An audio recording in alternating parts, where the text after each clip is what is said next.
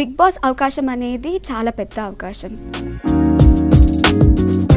వాడికి ఇది next level అనే ఒక ఆపర్చునిటీ.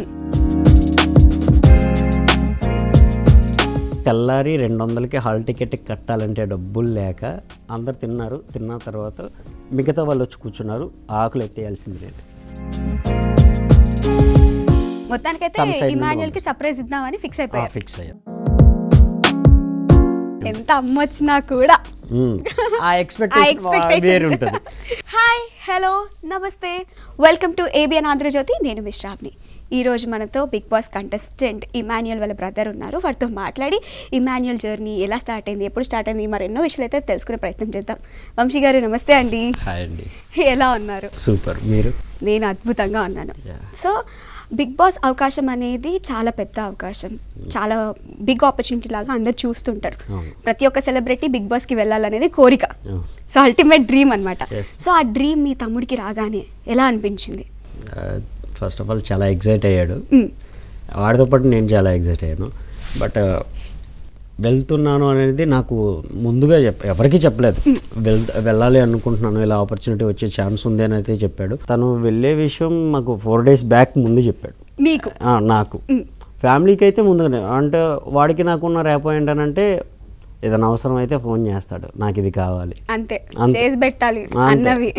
ఫోన్ చేస్తాడు, లేదంటే ఒక మెసేజ్ పెడతాడు. అది మిడ్-నైట్ అయినా సరే, ఇంకా వాడు మెసేజ్ వచ్చిందంటే అది ఏ వర్క్లో ఉన్నా ఆపేసి ముందు ఆ మెసేజ్ చూస్తా, వాడికి ఏం కావాలో అది తీసుకొచ్చి ఇచ్చేసి తర్వాత నా వర్క్కి వెళ్ళిపోతా. ఫోన్ చేసి కలుద్దాం రా అన్నాడు. సరే అని చెప్పేసి వాడు రూమ్కి వెళ్ళేసి కలిస్తే ఇలా వెళ్తున్నా అన్నాడు. ఎప్పుడు వెళ్తున్నావు అని అంటే 4 daysలో ఉంది. 4 daysలో వెళ్తున్నావు, ఏం చేయాలి ఏంటి అని అంటే ఏం అవసరం లేదు, తను ఉంటుంది, నువ్వు ఉంటావు, తను నీకు అన్నీ చెప్తుంది, తను చెప్పింది నువ్వు తీసుకొచ్చి నాకు ఇచ్చేసే, అంతే, అంతకుమించి ఏమొద్దు అని ఒక లిస్ట్ అవుట్ ఇచ్చాడు. నాకు ఈ షూస్ కావాలి, ఈ సాక్స్లు కావాలి, ఈ డ్రెస్సులు కావాలి, నాకు ఈ చెక్స్ కావాలి, ఈ ఫ్లవర్ షర్ట్స్ కావాలి. అవన్నీ తిరగటానికి ఆ 4 days అయిపోయింది. వాడు వెళ్ళిపోయి అంటే మార్నింగ్కి అక్కడికి తీసుకెళ్ళిపోతాను కదా, వెళ్ళిపోయే టైంలో కూడా నేను లేను. నేను అప్పుడు కూడా షాపింగ్లోనే ఉన్నా. ఎర్లీ మార్నింగ్ 6కి వెళ్తాను అన్నప్పుడు నాకు అప్పటికి కూడా ఈ షర్ట్స్ అయ్యాయా, ఫ్యాంట్స్ వచ్చాయా, అవన్నీ లిస్ట్ అవుట్ చేసుకుని వాళ్ళకి పంపించడం సరిపోయింది. లాస్ట్ మూమెంట్ వెళ్ళేటప్పుడు happy journey, all the best చెప్పే ఛాన్స్ కూడా నాకు రాలే తమ్ముడికి. బట్ అక్కడికి వెళ్ళిన తర్వాత ఆ షో చూడటం, లైవ్ ఇవన్నీ చూస్తుంటే చాలా హ్యాపీగా ఫీల్ అయ్యాయి. ఫస్ట్ ఆఫ్ ఆల్ మా అమ్మ నాన్న వాళ్ళైతే ఫుల్ హ్యాపీ. టీవీలో చూసుకుంటా 24/7 లైవ్ చూస్తూ ఉన్నారు వాళ్ళు. షో అంటే ఓకే, ఒక 1 hour ఎపిసోడ్ వస్తుంది లేదా స్కిట్స్ వస్తాయి. మా అమ్మ రిపీటెడ్ స్కిట్సే, పాతవి 2 years బ్యాక్ స్కిట్సే మళ్ళీ చూస్తూ ఉంటుంది. అలాంటిది 24/7 లైవ్ వస్తుంటే ఇంకా అలా కూర్చొని ఉంటుంది. మా నాన్న అన్నం అడిగినా సరే పెట్టుకుని తిను అని అనేసి ఇంకంతే. వాడంటే అంత పిచ్చి. మా నాన్న కూడా ఇంకా ఆమెను ఏం వండు, ప్రశాంతంగా మా నాన్నే వండి పెడతాడు. మా అమ్మ లైవ్ చూస్తూ కూర్చుంటుంది. ఇంకా రోజు అదే పని. ఇంకా ఫుల్ హ్యాపీ. వాళ్ళు ఎక్కడికైనా పొలం పనులకి వెళ్ళినా రెస్పాన్స్ వెళ్ళింది. రాత్రి ఇలా అన్నాడు మీ అబ్బాయి, రాత్రి ఇలాంటి ఫన్ చేశాడు అని చెప్పేసి వాళ్ళందరూ చెప్తుంటే వీళ్ళందరూ పొలంలో పనులు చేసుకుంటే వాళ్ళందరూ హ్యాపీగా నవ్వుకుంటే ఎంజాయ్ చేస్తున్నారు. వాళ్ళకున్న ఫీలింగ్ వల్ల వాడు తగ్గిపోయాడు అని ఒకటే. వాడు మంచి ఫుడ్. మా అమ్మ ఇంకా వాడు వస్తున్నాడంటే అన్ని రకాలు వండేసి పెట్టింది. నేను వస్తున్నానంటే సరే వెళ్ళిపోయి టిఫిన్ చేసి ఏదో ఒకటి అక్కడ ఉంది కదా వేసేసుకో, లేకపోతే వీడికి ఒక ఉంది వాడే వెళ్ళేదాన్ని నా కోసం స్పెసిఫిక్గా ఏది చేసి పెట్టాలి అనేది రూల్ ఏం లేదు. బట్ వాడు మంచి ఫుడ్. నాన్ వెజ్జెస్లో ఆల్మోస్ట్ అన్నీ కొట్టేస్తాడు. నేను నాన్ వెజ్ కాదు, ఓన్లీ అప్పుడప్పుడు చికెన్ అంతే. అండ్ ఆపర్చునిటీ వైజ్ వస్తే వాడికి ఇది నెక్స్ట్ లెవెల్ అనే ఒక ఆపర్చునిటీ. అండ్ మేము ఇండస్ట్రీకి వచ్చినప్పుడు కానీ ఒక చిన్న ఆడిషన్స్ దగ్గర ఉండి ప్రతి ఒక్కటి ట్రై చేసుకుంటా ఒక స్టేజ్, మళ్ళీ ఆ తర్వాత అది ఆగిపోతుందనే టైంకి ఇంకో ఆఫర్, దాన్ని నిలబెట్టుకోవడానికి ఇంకో కష్టపడి అది కూడా మంచి సక్సెస్ రేట్ వచ్చిందన్నప్పుడు ఇంకో బిగ్ స్టేజ్. సో ఈ బిగ్ స్టేజ్కి వెళ్ళేసరికి వాడు ఎంత కష్టపడాడు, జనాలు వాళ్ళని ఎలా యాక్సెప్ట్ చేశారు అనేది ఇంకా ఆడియన్స్కే వదిలేయాలి. అంతే. మొత్తానికైతే అమ్మ నాన్న ఫుల్ హ్యాపీ. ఓకే, మీరు అంటే ఫ్యామిలీ బ్యాక్గ్రౌండ్ ఏంటి, ఎక్కడ పుట్టారు? మాది ప్రాపర్ గుంటూరు పక్కన వైకుంఠపురం, అమరావతి పక్కన. అది చాలా పల్లెటూరు. ఇప్పుడిప్పుడే కొంచెం డెవలప్ అవుతుంది. పొలాలు గట్రా ఏం లేవు. ఏవీలో చూసినప్పుడు కూడా చాలా పూర్ బ్యాక్గ్రౌండ్ నుండి వచ్చారు కాబట్టి చాలా ఒక్కొక్క స్టేజ్ అంటే నార్మల్గా సిటీలో నుండి అవకాశాలు రావడమే చాలా గొప్ప విషయం. అలాంటిది ఊర్లో నుండి రావటం ఎలా అసలు అనుకున్నారా ఇక్కడి వరకు వస్తాను అని? అస్సలు లేదు. డిగ్రీ అయిపోయిన తర్వాత కూడా 5,000కి పనిచేసాం. 5,000 అంటే ఇప్పుడు మనకి మా అయితే ఒక పేర్ బట్టలు వస్తాయి అంతే. బట్ అదే 5,000కి నెలంతా కష్టపడ్డాం. అది కూడా స్కూల్లో కంప్యూటర్ లెక్చరర్గా. నేను డ్యాన్స్ క్లాసెస్ ఒకవైపు చెప్తూ మళ్ళీ ఇంకోవైపు కంప్యూటర్ లెక్చరర్గా వర్క్ చేస్తూ, తమ్ముడేమో క్వశ్చన్ పేపర్స్ టైప్ చేస్తూ 5,000, 5,000, 10,000. ఆ 10,000లోనే 5,000 ఇంటికి పంపించేవాళ్ళం. 5,000 మళ్ళీ ఆ నెలంతా ఖర్చులు గుంజుకునేవాళ్ళు. అది డిగ్రీ అయిపోయిన తర్వాత. డిగ్రీ మహా అయితే ఒక 10 years అవుతుంది కంప్లీట్. ఈ 10 yearsలోనే ఆ 5,000లోనే గడిపాం. అంతకుముందు ఇంకా too much of college fees కూడా ఉండేవి కాదు. నా తమ్ముడికేమో మంచిగా చదువుకోవాలని ఇష్టం. వాడు topper of the college, full of knowledge. మనం అలా కదా హార్డ్ వర్క్ చేస్తాం. నేను ఏదైనా మూటలు మోసే పనులకైనా వెళ్ళిపోయేవాడిని. క్యాటరింగ్లకి వెళ్ళేవాళ్ళం. 200 తెల్లారి 200కి హాల్ టికెట్ కట్టాలంటే డబ్బులు లేక వాడిని కాలేజీకి పంపించేసి నేను ఒక క్యాటరింగ్ పర్సన్ దగ్గరికి వెళ్ళేసి, నా డబ్బులు కావాలి, పని ఉంటే ఇస్తావా అని అంటే, డన్ తమ్ముడు అని చెప్పేసి 2.5 గంటలు నుంచోబెట్టాడు. 2.5 గంటల తర్వాత కుర్రోళ్ళందరిని పంపించేసి, తమ్ముడు ఇవాళ లేదులే అని అన్నాడు. తెల్లారితే ఫీజు కట్టాలి. వేరే వాడి దగ్గరికి వెళ్ళినా పని దొరికిద్దిగా అని అనుకునే టైంకి నార్మల్గా మ్యారేజెస్లో ఆకులు తీసేసే వాళ్ళు ఉంటారు కదా, వాళ్ళు వెళ్తూ ఉన్నారు. వాళ్ళకు కూడా అసైన్మెంట్ ఉంటుంది. అన్న మీ దగ్గరే ఉందంటే ఉంది తమ్ముడు. ఎంత ఇస్తారంటే 250 ఇస్తాను. ఓకే 200 కన్నా 250 ఎక్కువ కదా అని చెప్పేసి వెళ్ళిపోయా. తీరా అక్కడికి వెళ్ళిన తర్వాత చూస్తే ఏంటంటే మా college one of the lecturer వాళ్ళ కూతురిది మ్యారేజ్. సేమ్ కాలేజ్ మా లెక్చరర్ది. మీ లెక్చరర్ ఆల్మోస్ట్ మా కాలేజీలో మా క్లాస్మేట్స్ అందరూ వచ్చారు. వాళ్ళందరూ అలా కూర్చొని ఉన్నారు. అందరు తిన్నారు. తిన్న తర్వాత మిగతా వాళ్ళు వచ్చి కూర్చున్నారు. ఆకులు ఎత్తేయాల్సింది నేను. ఆ ఫీలింగ్ చాలా హెవీ ఉంటుంది కదా. నాకు ఆ టైంలో ఫీలింగ్ కన్నా ఫస్ట్ ఆఫ్ ఆల్ వాళ్ళు నన్ను చూశారు. మా ప్రిన్సిపల్ చూశాడు, మా లెక్చరర్స్ చూశారు. ఆల్మోస్ట్ ఫస్ట్ పీరియడ్ తీసుకునే మా మేడము అందరూ చూసేశారు. I don't care. నాకు కావాల్సిన రేపొద్దున హాల్ టికెట్కి డబ్బులు. నా హాల్ టికెట్ నేను ఓకే తమ్ముడిది రావాలి, వాడి కోసమే నేను పోయింది. ఎవ్వరేమనుకున్నా పర్లేదని చెప్పేసి హ్యాపీగా అవి మొత్తం తీసేసిన తర్వాత కూర్చొని చూస్తూ ఉన్నా. వాళ్ళందరూ తెల్లారి కాలేజీకి వెళ్ళేసరికి ఇలా చూస్తున్నారు. మా తమ్ముడికి చెప్పలే ఈ విషయం. ఏంట్రా ఏమైంది అని అన్నాడు. ఇలా జరిగింది రాత్రి అని అంటే, అవునా చల్తే ఏం కాదు అని.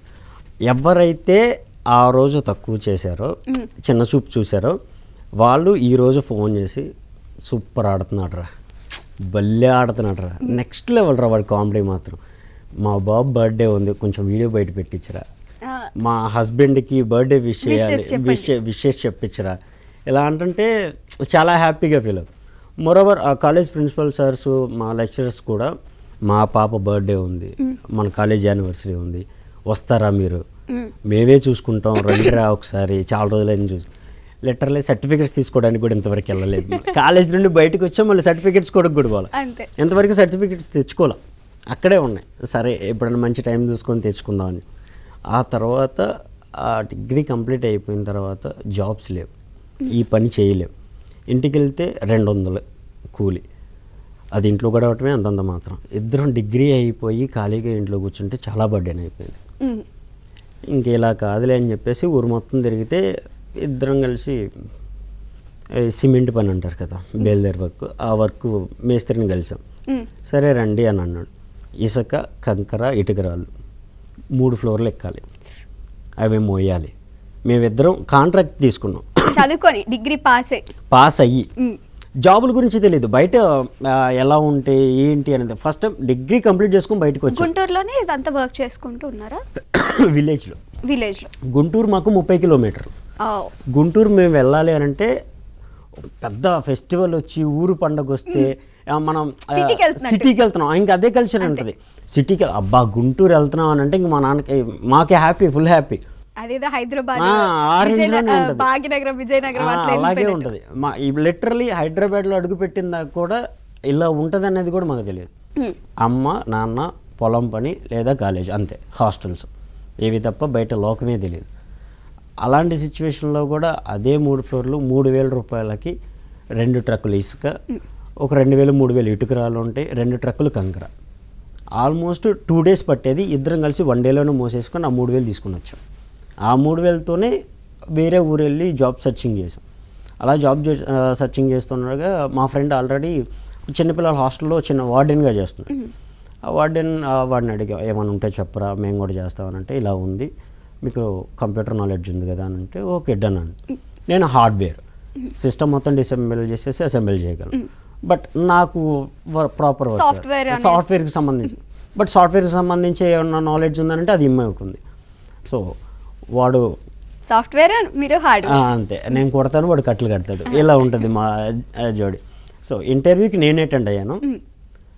బట్ ఇప్పుడు లావ్ అయ్యాడు. అంతకుముందు ప్రాపర్ హెయిర్, ఇద్దరం సేమ్ ట్విన్స్ లెక్క ఉండేవాళ్ళం. కొంచెం డ్రెస్సెస్ కానీ క్లారిటీగా చూస్తే కానీ గుర్తుపెట్టేవాళ్ళు. ఇంటర్వ్యూకి నేను వెళ్ళాను, తర్వాత వాడు వెళ్ళి జాయిన్ అయ్యాడు. వేరే ఇంటర్వ్యూకి నేను వెళ్ళాను, అక్కడ నేను జాయిన్ అయిపోయాను. సేమ్ క్యాంపసెస్ కాకపోతే డిపార్ట్మెంట్లు వేరు. సో అలా వాడికి జాబ్ ఇప్పించి వాడిని అక్కడ సెటిల్ చేసి నేను వేరే దానికి వెళ్ళిపోయాను. అక్కడ నుండి నా క్యాంపస్ నుండి వేరే క్యాంపస్కి వెళ్ళడానికి 5 kilometres, daily 30 rupees charge. Okay, 30 rupees charge అవసరమా? మళ్ళీ మనకు వచ్చే 5,000లోనే మన ఫుడ్ ఖర్చులకి ఇవన్నీ అవ్వవు కదా అని ఇయర్ ఫోన్స్ పెట్టుకొని పాటలు అనుకుంటా నడుచుకుంటూ వెళ్ళేవాడు. ఎన్ని కిలోమీటర్లు? 5 కిలోమీటర్స్. 9కి క్లాసెస్ స్టార్ట్ అవుతాయి. నేను 7 కల్లా టిఫిన్ చేసి రెడీ అయిపోయి వెళ్ళిపోయాడు. వాడిని ఇద్దరు కూడా లేచేవాడికి. వాడికి 10, అదే సేమ్ క్యాంపస్. తినేసి షర్ట్ వేసుకుని వాళ్ళు వెళ్ళిపోయి సిస్టమ్ ముందుకు వచ్చినాడు. నేను 5 కిలోమీటర్స్ నడిచేవాడు. వెళ్ళి మళ్ళీ స్కూల్ అయిపోయిన తర్వాత మళ్ళీ 5 కిలోమీటర్స్ నడుచుకుంటూ వచ్చేవాడు. అలా హ్యాపీగా బర్త్డేనేం కాదు, బట్ నాకు కావాల్సింది రూపాయి. ఆ రూపాయి మా అమ్మ వాళ్ళకి పంపించుకుంటే వాళ్ళు కనీసం తింటారు అని దానికోసమే కష్టపడ్డాం. అలా కష్టపడే టైంలోనే డ్యాన్స్ క్లాస్ కంప్లీట్ చేసుకుని వచ్చాను స్టూడెంట్స్తో. వచ్చేపాటికి వీడు టిక్టాక్ చేస్తూ ఉన్నాడు. ఏంట్రా అని అంటే ఏంట్రా అని అంటే మళ్ళీ చేస్తాను బయటికి వెళ్ళి నాకు తలుపేసేసాడు. తలుపేసుకొని రీల్ పెట్టేసి అది ఆడిషన్ వీడియో. అప్పుడే సమ్ ఆఫ్ ది షోకి ఆడిషన్ అని యూట్యూబ్లో చూసి ఆ ఆడిషన్ వీడియో వాడు ప్రాక్టీస్ చేసి ఇంత పెద్ద రాసేసుకున్నాడు కూర్చొని. అది ఎలా చేశాడు ఏంటి అని అంటే ఆ షోలో చేసే ఇంతకుముందు ఆర్టిస్టులవి అవి స్కిట్లు చూసి వాటిలో ఉన్న కొన్ని పంచెస్ని వీడి మోడ్యులేషన్లో మార్చుకొని అవి రాసుకొని ప్రిపేర్ అయ్యి ఒక 1 మినిట్ వీడియో చేసి వాళ్ళకి పెట్టేశాడు. వద్దురా రావు, ఎందుకు మళ్ళీ అంత దూరం పోవాలంటే అవ్వదు అని బేసిక్గా నేను వాడిని వదిలి ఉండలేను. ఆ స్వార్థంతో కూడా వద్దురా అని చెప్పేసి అనేసారు. వాడికి నాకున్న బండింగ్ వద్దురా అంటే ఆగిపోతాడు. ఓకే, సో వద్దురా అనగానే ఓకే అన్నాను, పెట్టేశాడు అప్పటికే వీడియో. ఆ 2 డేస్ తర్వాత కాల్ వచ్చింది వాడు. నేను అక్కడ వేరే క్యాంపస్లో ఉంటే అర్జెంటుగా రా ఇలా మాట్లాడాలంటే వదిలేరు. వెళ్ళిపోయిన తర్వాత చెప్పాడు కాల్ వచ్చింది, నేను సెలెక్ట్ అయ్యాను. నాకు ఏమనాలో అర్థం కాల. కంగ్రాట్స్ చెప్పాలా, నువ్వు వదిలిపోతాను భయమా? వెళ్ళిపోయిన తర్వాత అక్కడ సెటిల్ అవ్వకపోతే పరిస్థితి ఏంటి? ఉన్న జాబ్ పోతుంది, సంపాదించేది 5,000, 5,000 అయ్యో ఇంటికి పంపించాడు, మిగిలేవి మన ఖర్చులకి. ఇప్పుడు నువ్వు వెళ్ళిపోతే నీకు అక్కడ ఖర్చులకి ఎలా? అక్కడ ఎవరో తెలియదు, ఇంటికి ఏం పంపించాలి, అమ్మ నాన్న పరిస్థితి ఏంటి, ఉన్న అప్పుల పరిస్థితి ఏంటి, ఇవన్నీ ఆలోచించబట్టి నైట్ నిద్రపట్ల. సరే ఏదైతే అయితే డిసైడ్ అయిపోయి సరే నువ్వు వెళ్ళిపో నేను చూసుకుంటానని హైదరాబాద్ బస్సు ఎలా ఎక్కాలో కూడా తెలియదు మాకు. మా ఫ్రెండ్ ఒకడు అప్పుడప్పుడు వాళ్ళ ఫ్రెండ్స్ దగ్గరికి హైదరాబాద్ వచ్చేసేవాళ్ళు ఉంటే వాడిని కన్సల్ట్ అయ్యి ఎలా రా ఏంటి అని అంటే అదేమన్నా పెద్ద అమెరికానా దా నేను తీసుకెళ్తారని వాడిని ఇచ్చి తోడుకి పంపించా. బస్ ఎక్కిన దగ్గర వాడు బస్ దిగిన దాకా నీ ఫోన్లోనే ఉన్నా, నైట్ అంతా జర్నీ అంతా ఫోన్లోనే ఉన్నా. నాకు అంత భయం వాడిని బయటికి పంపించాలి. బికాజ్ మేము గుంటూరు వెళ్ళటానికే అంత ఫీల్ అయిపోయిన వాళ్ళం. హైదరాబాద్ పంపించాలంటే ఇంకా అయ్యేది కాదు, రిస్క్ లాగా అనిపించింది. రిస్కే. ఇంకా మా అమ్మ నాన్న అయితే నైట్ అంతా నిద్రపోవాలి. వాడు వెళ్ళాడా నేను కాల్లోనే ఉన్నాను మీరు పడుకోండి అని. వాడు వచ్చి దిగేసి మా ఊరన్న ఇక్కడ ఫార్మసీలో చేస్తున్నాడు. సో ఆ అన్న దగ్గరికి వెళ్ళి అన్న రూమ్లోనే ఉన్నాడు. ఆ అన్న దగ్గర ఉండి ఆడిషన్స్కి తిరిగి సెలెక్ట్ అయ్యాడు. ఫస్ట్ ఎపిసోడ్ ఎక్కి షూట్ అయిపోయి రేపు ఈవినింగ్కి అది టీవీలో వస్తుంది అన్నప్పుడు చెప్పాడు. షూట్ అయ్యింది ఇదంతా ఏం చెప్పలేదు. ఒకసారి టీవీ పెట్టి చూడు అని అన్నాడు మా అమ్మ. ఫోన్ చేస్తే సరేలని చెప్పేసి టీవీ పెట్టి చూశారు. వాడు ఫస్ట్ స్కిట్ చేయటం తెల్లారి ఊరంతా రెస్పాన్స్ నెక్స్ట్ లెవెల్. మీ అబ్బాయి టీవీలో కనపడ్డాడు, మీ అబ్బాయి టీవీలో కనపడ్డాడు. అప్పుడు ఎక్కడికి వెళ్ళాడు, మీ అబ్బాయి జాబ్ చేస్తానన్నాడు కదా అక్కడికి ఎలా వెళ్ళాడు ఏంటి, ఇంకా మా అమ్మ నాన్నకి చెప్పలేని ఆనందం. అందరు పొగుడుతూ ఉంటే అసలు ఊర్లో ఇంకా అసలే మా నాన్న అయితే ఒకటే ఫిక్స్ అయ్యాడు, మేము పస్తులైనా పడుకుంటాం, నాకు ఇది హ్యాపీగా ఉంది, నీకు నచ్చింది నువ్వు చేస్తున్నావు చేసుకోపో అన్నాడు. వదిలేశాడు. ఇప్పుడు మనీ ఎలా, మెయిన్ మనీ ఎలా? సో కాలేజ్ డేస్ అక్కడ జాబ్ చేస్తా, నైట్ టైం క్యాటరింగ్స్ ఎతికేవాడిని. ఇద్దరు, నేను ఒక్కడినే, తను ఇక్కడికి వచ్చేసాడు. ఆహా. తను హైదరాబాద్ వచ్చేసాడు.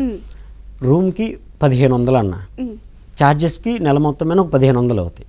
సో బట్టలు అవి కొంచెం మంచిగా తీసుకోవాలి, వీళ్ళందరూ చాలా ఇదిగా అప్పుడు ఇద్దరం సేమ్ సైజులో ఉండేవాళ్ళు. ఒక డ్రెస్ కొంటే ఇద్దరు మార్చి వేసుకునేవాళ్ళు.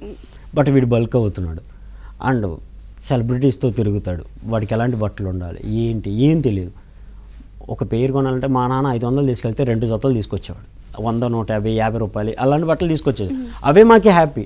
బట్ ఇక్కడ అలాంటివి వేస్తే వాడిని చిన్న చూపు చూస్తాడేమోనని నేను బట్టలు మొత్తం ఆపేసేవాడిని. పండగలు వచ్చినా సరే ఆపేసి వాడికి బట్టలు కొని ఇక్కడికి పంపించేవాడిని. అవి పంపించేసిన తర్వాత వాడు స్కిట్ చూసి నేను హ్యాపీగా ఫీల్ అయిపోయేవాడిని. అబ్బా చాలా రాను.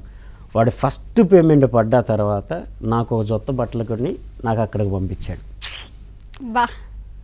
వాడు ఫస్ట్ పేమెంట్ ఇంకా అది హ్యాపీ. అది లిటరల్లీ ఆ షర్టు చీకిపోయిందాక నేను దాన్ని అలాగే దాచిపెట్టుకున్నాను. లిటరల్లీ ఉంది, ఇప్పటికీ మా ఇంట్లో ఉంది. అలా ఉండిపోయింది. సో కొంచెం వాడికి పేమెంట్స్ వస్తున్నాయి పర్లేదు అని అనుకున్న టైంకి సెకండ్ ఆడిషన్ పడింది. వాడికి బర్త్డే అని అవుతుంది, ఒక్కడే రాసుకోలేకపోతున్నాడు. అండ్ మా ఇద్దరు థాట్స్ సిమిలర్గా ఉంటాయి. అన్న నాకు ఒక చిన్న హెల్ప్ చేస్తావా అన్నాడు. ఏంటి రాను, ఇప్పుడు నాకు కొంచెం మనీ వస్తున్నాయి పర్లేదు, రూమ్ రెంట్లకి వాటికి నేను చూసుకోగలను, నెల మొత్తం నేను పోగానే ఒక 2000 మిగులుతున్నాయి, ఆ అమ్మోళ్ళకి వేసేస్తానులే, నువ్వు నా దగ్గరకు వస్తావా అన్నాడు. నేను వచ్చి ఏం చేయాలి? అప్పట్లో బిందాస్ బ్రదర్స్ అనే ఇద్దరు బావ బామ్మర్దులు చేసేవాళ్ళు ఆ షోలో. మన ఇద్దరం కూడా జోడీ చేద్దాము, జోడీ చేస్తే నేను కొంచెం జనానికి రికగ్నైజ్ అవుతాను, సో వచ్చేరా అని అన్నాడు. నాకు భయం వేసింది. నాకు ఫస్ట్ ఆఫ్ ఆల్ కెమెరా అంటేనే భయం. నేను రానురా బాబు, ముందు ఇది వదిలేసాను అంటే మళ్ళీ నాకు తర్వాత జాబ్ దొరకకపోవచ్చు, ఇంటికాడ బర్త్డేనా ఇద్దామనమ్మా ఆలోచించు అని అంటే మా అమ్మ ఫోన్ చేసి వాడు నా మాట వింటలేదు, నువ్వైనా చెప్పు అని. మా అమ్మ ఒకటే, వెళ్తావా వెళ్ళవా, అస్సలు నువ్వే నువ్వు ఎక్కడున్నా ఫస్ట్ వాడే, నువ్వు ఏదైనా చేసుకో, వాడికి జాగ్రత్తగా చూసుకో అంతే. లైక్ ఎలా అంటే బాడీ గార్డ్ లాగా ఇంకా నేను వాడికి, నువ్వు ఏదైనా చేయి, వాడు హ్యాపీగా ఉంటే తర్వాత నీ సంగతి నువ్వు చూసుకోను. ఇంకా బస్ ఎక్కేసి దిగి కరెక్ట్గా స్టూడియో ముందు ఇలా నుంచున్నా. ఎటు వెళ్ళాలో తెలియదు.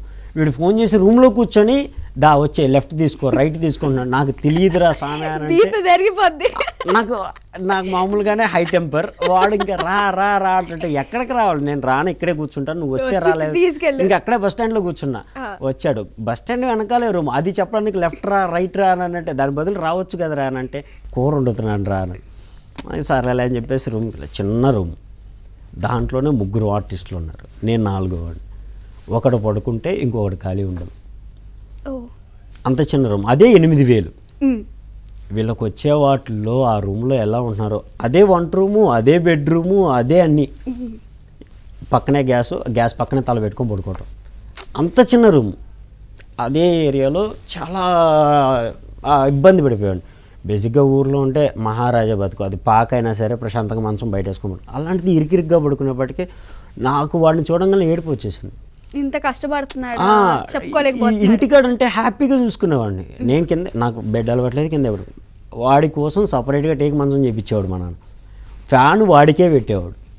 వాడిని అంత రాజాలా చూసుకుంటే వాడు ఇక్కడికి వచ్చిన తర్వాత ఇంత చిన్న రూమ్లో ఇరికిరిగ్గా అదే బట్టల బ్యాగ్ తల కింద పెట్టుకొని అదే గ్యాస్ మీద అటు ఇటు కాళ్ళు పెట్టుకొని పడుకొని ఉన్నాడు.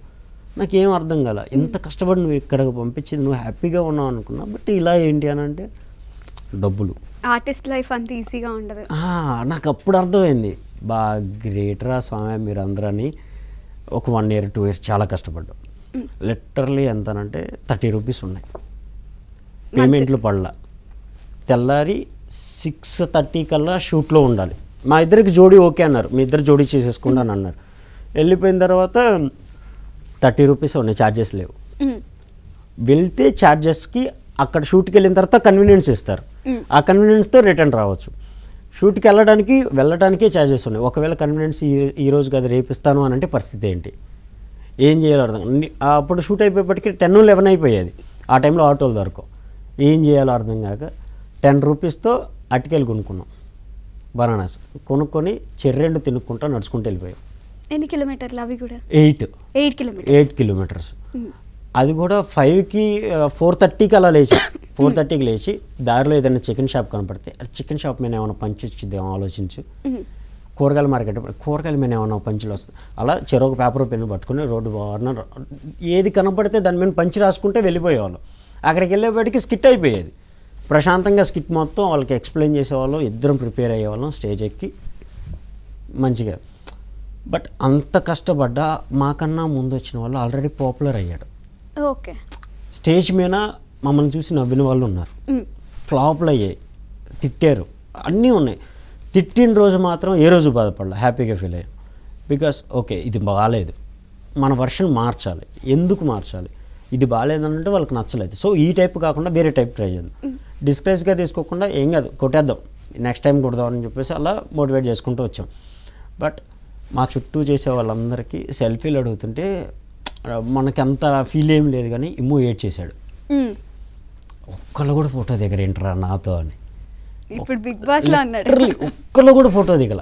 స్టూడెంట్స్ మా ముందు కూర్చునే వాళ్ళు, మేము షో చేసేవాళ్ళు, షో చేసినంతసేపు నవ్వేవాళ్ళు. బట్ బయటకు వచ్చిన తర్వాత మిగతా వాళ్ళందరితో సెల్ఫీలు దిగుతుంటే వీడు ఇలా నుంచి ఎవరైనా దిగుతారేమో అని అనుకున్నా వాళ్ళ ముందుకెళ్ళి ఇలా నుంచునేవాడు. హైబ్రో అనుకుని పక్క వెళ్ళిపోయేవాళ్ళు. ఒక్కళ్ళు కూడా దిక్కుపోయేపటికి సాయంత్రానికి వచ్చేపటికి ఎంత కష్టపడ్డా కానీ ఒక్క ఫోటో కూడా ఎవరు అడగలేదురా అని ఫీల్ అయ్యారు. లిటరలీ ఎవరైతే వాళ్ళ చుట్టూ ఉన్న వాళ్ళకి సెల్ఫీలు అడిగి వీడిని అడగలేదు, ఆఫ్టర్ 1 year వీళ్ళని ఎవరిని అడగలా, వీడిని అడిగారు. అలా మార్చుకున్నాడు వాడి స్టైల్. మొత్తం ఎంతగా అంటే డే అండ్ నైట్ కూర్చునేవాళ్ళు. ఓకే ఇది బాగాలేదు తీసే, ఇది బాగాలేదు తీసే. వాళ్ళు ఒక్క పంచి చెప్తే మేము దానికి 5-6 పంచులు రాసుకుని వెళ్ళేవాళ్ళం. దీనికి ఆపోజిట్గా ఒకటి చెప్పేవాళ్ళు, నచ్చలేదా తీసే, ఇంకోటి చెప్పేవాళ్ళు, నచ్చలేదా తీసే, ఇంకోటి అలా వాళ్ళు ఓకే చేసిన దాకా రాసేవాళ్ళు. లిటరల్లీ ఇంకో 10 నిమిషాల్లో స్కిట్ అయిపోయింది. ఓకే అన్నారు, కాస్ట్యూమ్స్ వేసేసుకున్నాం. స్టేజ్ ఎక్కుతాం అనగా 10 నిమిషాలకు ముందు పిలిచి ఈ వీక్ లేదు లేరా, నెక్స్ట్ వీక్ చేయండి, ఈ వీక్ సెలబ్రిటీ వీక్ సంథింగ్ ఉన్నాయని చెప్పేసి అన్నారు. ఆ వీక్ చేస్తే రూమ్ రెంట్ టైంకి మాకు డబ్బులు పడాయి. ఇంకేం చేయాలో అర్థం కాల. సరే అని చెప్పేసి కాస్ట్యూమ్స్ అవన్నీ తీసుకొని డల్గా కూర్చున్నాం. ఎవరన్నా లిఫ్ట్ ఇస్తారేమో, డబ్బులు కూడా లేవు, లిఫ్ట్ ఇస్తారేమో మన ఏరియా దాకా వెళ్ళిపోదామని కూర్చున్నాం.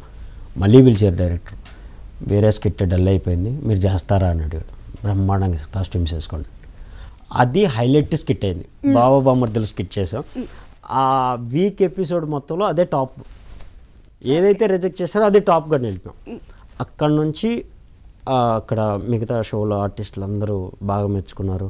వాడికి ఇంకా హ్యాపీ, డన్, చాలా నీకు ఇంకా ఓకే కదా, నేను వెళ్ళిపోయినా ఓకే కదా అని. ఏంట్రా వెళ్ళిపోతాను అంటున్నావు, చేసుకుందాం అని.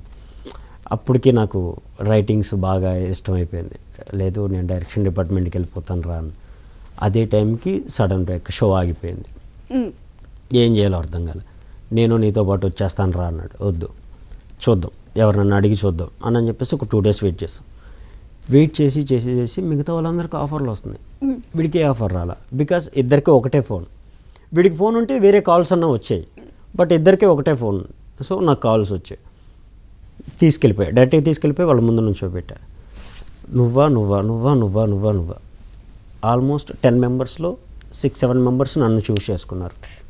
ఇద్దరు అన్నదమ్ముల మధ్యలో అలాగే ఉంది పోటీ. అప్పుడు ఇద్దరం పోటీగానే చేసేవాళ్ళం.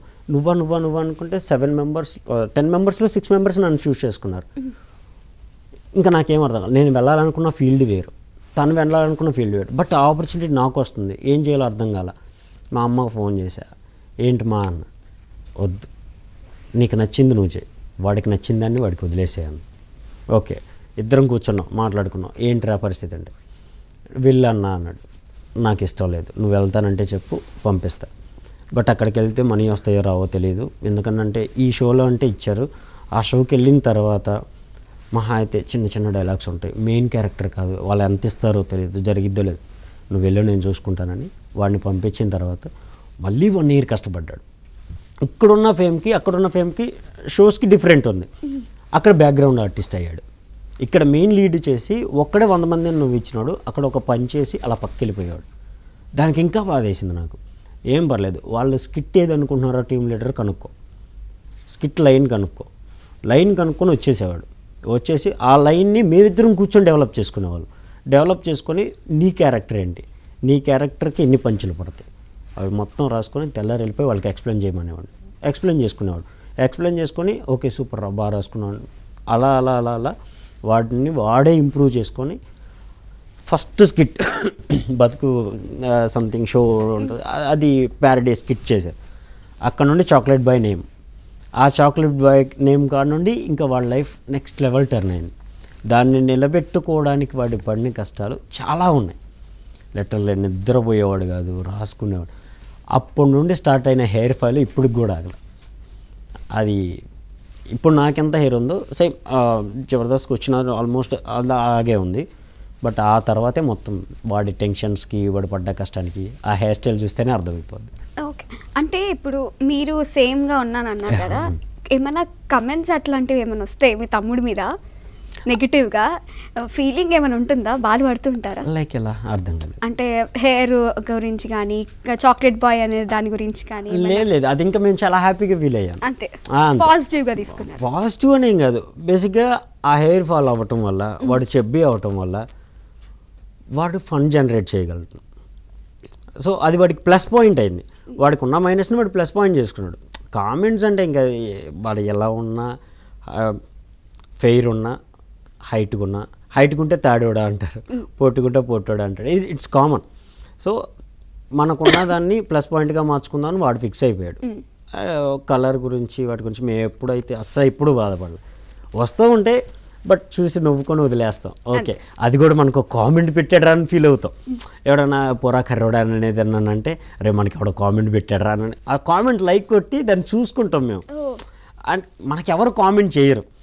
సో మనకు కూడా ఒకడు కామెంట్ పెట్టాడంటే అది తిట్టాడా పోడాడో పక్కన పెట్టాడు, మనకు ఒకటి కామెంట్ పెట్టాడు అంతే. ఆ ఫీల్డ్లో ఉండిపోయే వాళ్ళం ఇద్దరం.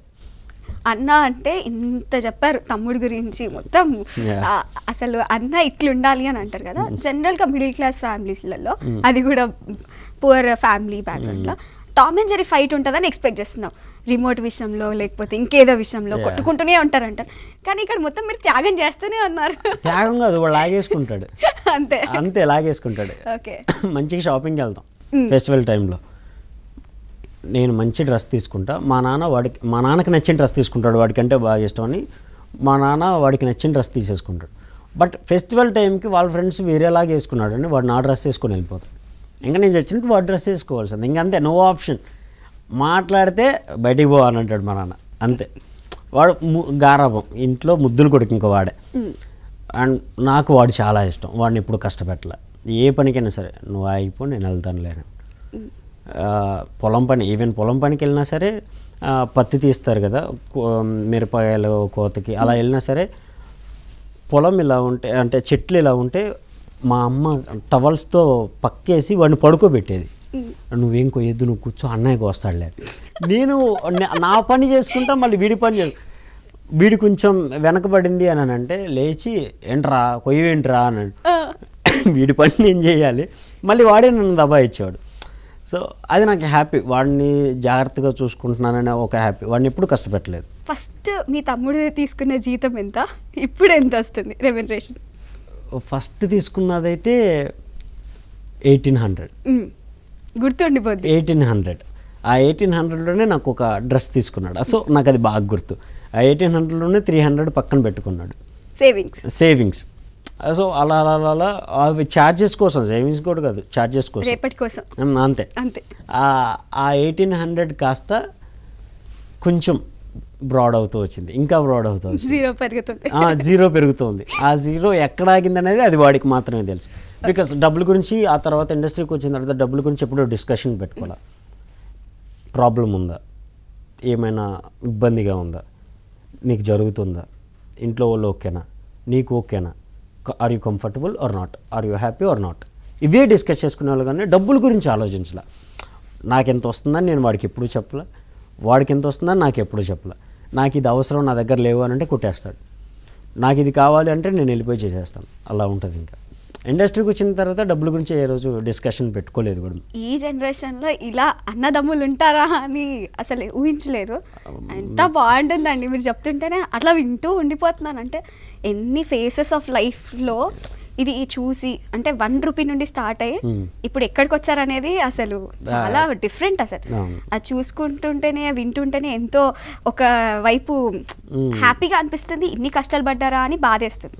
సో మొత్తానికి బిగ్ బాస్లోకి వెళ్ళిపోయిన తర్వాత జనరల్గా అన్నయ్య కాబట్టి మీ తమ్ముడిని అభిమానిస్తారు, ప్రేమిస్తారు, సపోర్ట్ చేస్తారు, ఓకే. కానీ జనరల్ ఆడియన్స్ లాగా చూస్తే ఆయన గేమ్ ప్లే ఎలా అనిపించింది మీకు? ఫుల్ ఆఫ్ డిఫరెంట్ అర్థం చేసుకోవడంలో వాడిని మించినోడు ఎవడు లేడు. కోపం, ఆనందం, సంతోషం ఇవన్నీ ఓకే, అందరికీ ఉండే సహజమే. బట్ వాడు ఏంటనంటే కోప్పడ్డా కానీ వాడి స్వభావం మళ్ళీ వెళ్ళి వాడే మాట్లాడతాడు. ఓకే, ఇప్పుడు ఆర్గ్యుమెంట్ జరిగినా ఓకే, ఆ సిచ్యువేషన్లో జరిగిపోయినాయి, ఇంకా దాన్ని అక్కడితో వదిలేయాలి, అలాంటి మెంటాలిటీ వాడిది. మళ్ళీ వెళ్ళి వాడే కూర్చొని మాట్లాడతాడు. ఓకే, వాళ్ళు సీరియస్ అయినా అలా చూస్తూ ఉంటాడు. కోపంలో ఉన్నవాడికి మనం ఆర్గ్యూ చేస్తే ఇంకా పెద్దదైతే తప్ప గొడవ సార్ట్అవుట్ అవ్వదు. సో వాడు అబ్జర్వ్ చేస్తాడు, ఓకే వాళ్ళు గొడవ ఆడుతున్నారా, ఓకే దానికి ఆన్సర్ ఇద్దాం, కూల్గా ఆన్సర్ ఇస్తాడు. వాళ్ళు వినలేదు అన్నా కానీ మళ్ళీ కూల్గా, వాడు యాంగర్ పర్సన్ కాదు, చాలా కూలెస్ట్ పర్సన్. బట్ ఒక మాట మాట్లాడే ముందు వాళ్ళు హర్ట్ అవుతారా, ఫీల్ అవుతారా ఇలా ఆలోచించే పర్సన్.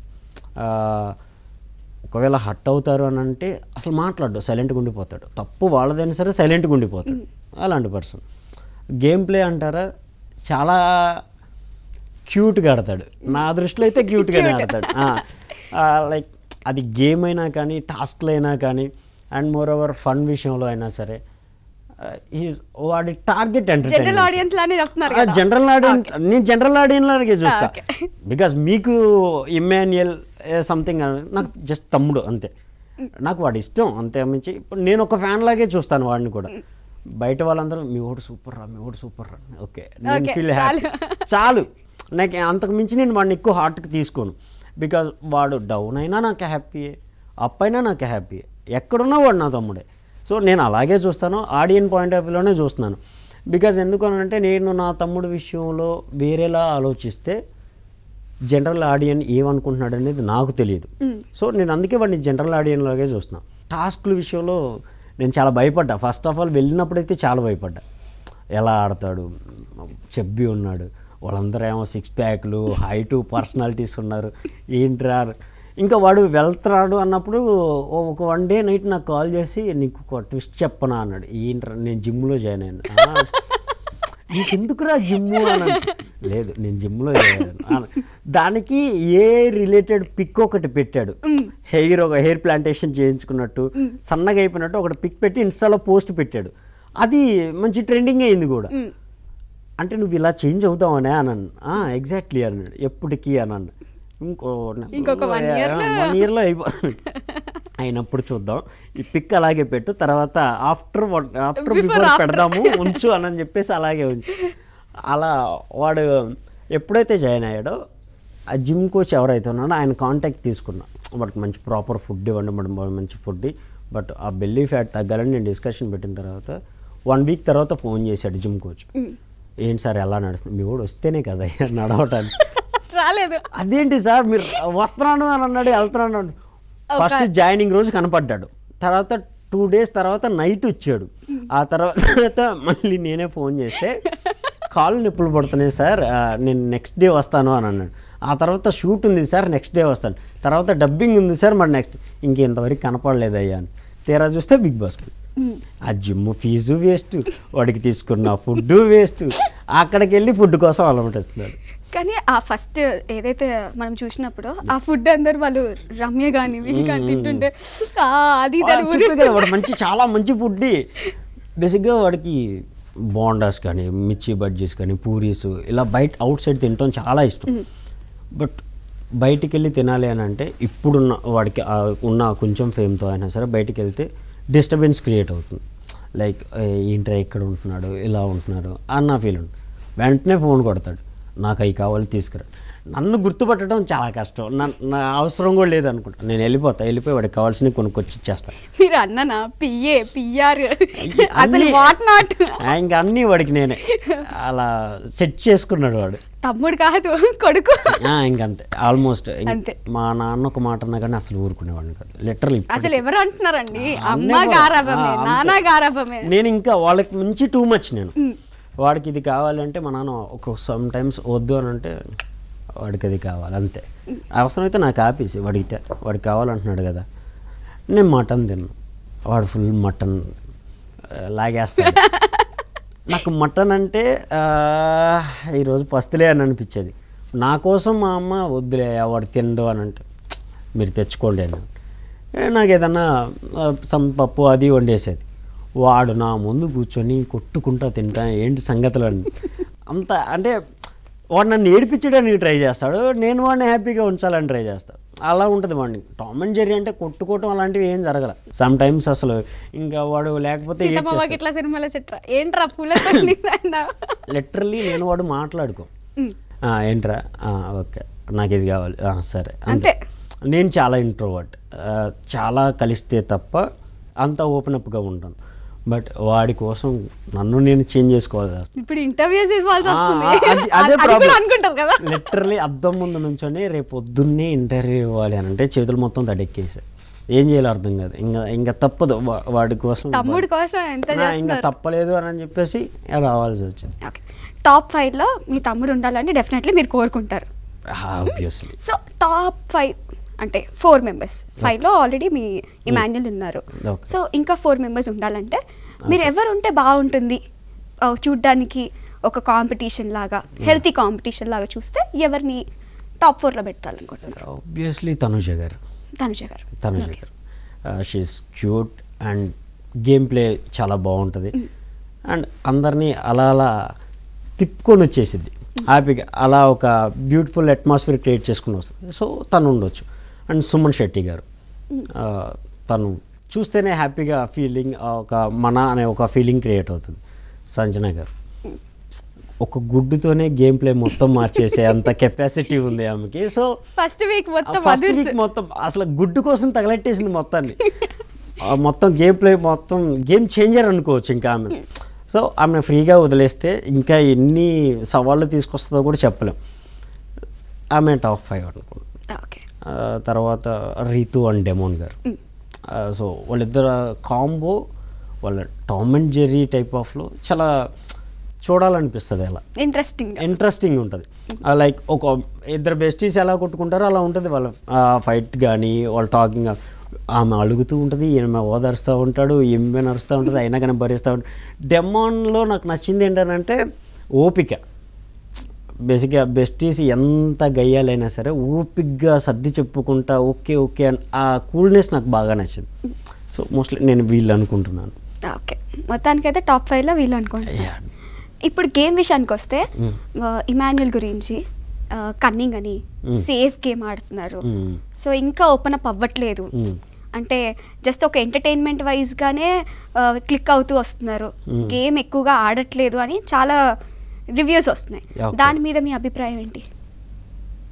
కన్నింగ్ అంటే నా దృష్టిలో ఐ థింక్ అంటే వీళ్ళు ఆడియన్స్ ఎలా రియాక్ట్ అవుతున్నారో నాకు తెలీదు. నా పాయింట్ ఆఫ్ వ్యూలో అయితే తను కన్నింగ్ ఎక్కడ ఆడలేదు.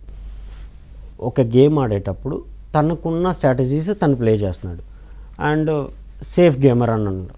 ఒక పర్సన్ కోసం స్టాండ్ తీసుకున్నప్పుడు అది సేఫ్ గేమ్ అవ్వదు, సపోర్టింగ్ అవుతుంది. ఆ సపోర్టింగ్లోనే సమ్టైమ్స్ ఏమవుతుంది, లైక్ లాస్ట్ వరకు వెళ్ళిన తర్వాత నువ్వా నేనా అనుకున్నప్పుడు ఎగ్జాక్ట్లీ ఎవరి పాయింట్ ఆఫ్ వ్యూనా నేనే అనుకుంటారు.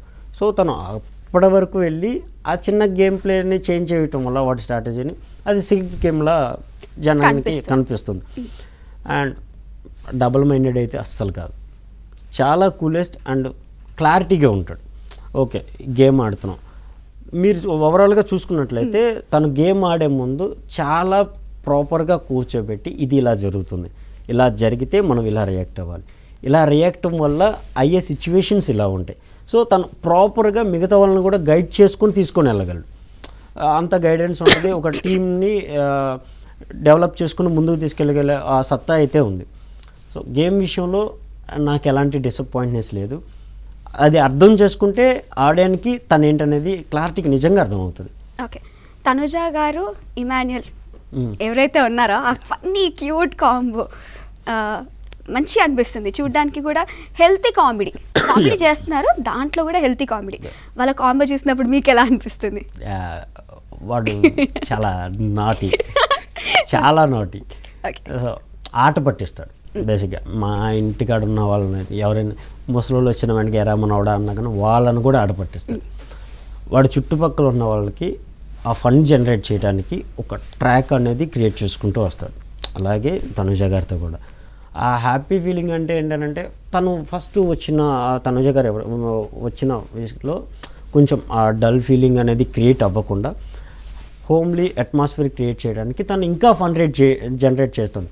బట్ వాళ్ళ పేరు ఏదైతే ఉందో అది చాలా క్యూట్ ఏంటంటే లైక్ ఒక సర్టెన్ స్టేజ్లో ఉన్న క్యూట్ ఎవరైతే ఉన్నారో ఫ్రెండ్స్ కానీ కపుల్స్ కానీ వీళ్ళిద్దరిని అలా ఎస్టాబ్లిష్ చేసుకోవచ్చు. వాట్సాప్ స్టేటస్లో పెట్టుకుని అంత క్యూట్నెస్ని క్రియేట్ చేశారు.